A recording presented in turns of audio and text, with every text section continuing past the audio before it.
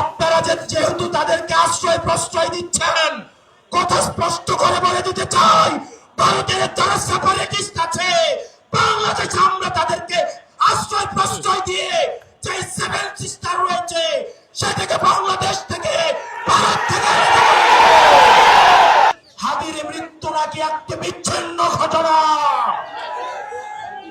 এই spineless মেরুদণ্ডবিহীন election commissioner আমরা এমন একটি বিচ্ছিন্ন ঘটনা তোমার সাথে জনগণে যদি অপেক্ষা থাকে।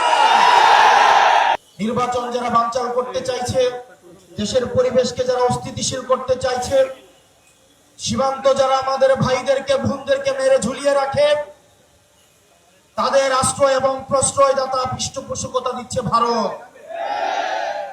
ভারতকে স্পষ্ট ভাষায় বলতে চাই, যারা আমার দেশের সার্বভৌমত্বকে বিশ্বাস করে না, যারা আমার দেশের সম্ভাবনাকে বিশ্বাস করে না, যারা ভোটাধিকারকে বিশ্বাস করে না, মানবাধিকারকে বিশ্বাস করে না, যারা এই দেশের সন্তানদেরকে বিশ্বাস করে না, আপনারা যেহেতু তাদেরকে আশ্রয় প্রশ্রয় দিচ্ছেন, কথা স্পষ্ট করে বলে দিতে চাই, ভারতের যারা সেপারেটিস্ট আছে বাংলাদেশে আমরা তাদেরকে আশ্রয় প্রশ্রয় দিয়ে যে সেভেন সিস্টার রয়েছে সেটাকে বাংলাদেশ থেকে ভারত থেকে এই হাসিনার পৃষ্ঠপোষক স্পষ্ট ভাষায় দিনের আলোর মতো স্পষ্ট স্বচ্ছ, তাদেরকে ভারত অর্থ দিয়ে, তাদেরকে অস্ত্র দিয়ে, ট্রেনিং দিয়ে বাংলাদেশের বিরুদ্ধে তাদেরকে দাঁড় করিয়ে দিচ্ছে।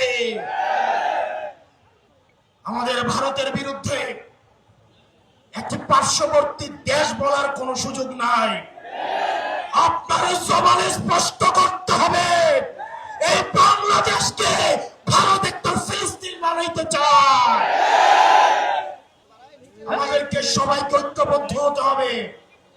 ক্ষমতার জন্য, গদির জন্য, মন্ত্রণালয়ের জন্য যারা দিল্লিকে কিবলা দিচ্ছে, এই বাংলাদেশের স্বাধীনতা তারা তৃতীয়বারের মতো বিক্রি করে দেওয়ার প্রস্তুতি নিচ্ছে।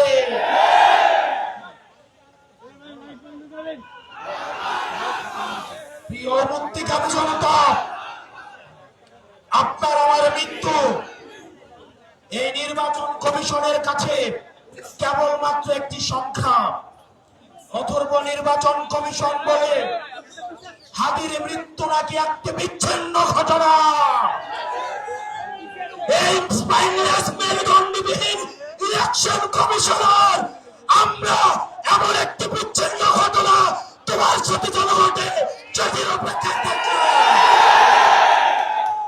এরকম ইলেকশন কমিশন আজকে যদি চলে যায়, যে লাইন ধর্মী ইলেকশন কমিশন হওয়ার জন্য শাহবাগ থেকে শহীদ মিনার পর্যন্ত যোগ্য ইলেকশন কমিশনের খোঁজে পাওয়া যাবে, কিন্তু আমার ভাই হাদি যে অনন্তকালের উদ্দেশ্যে যাত্রা করেছে, আমার ভাই হাদিকে আর খুঁজে পাওয়া যাবে না।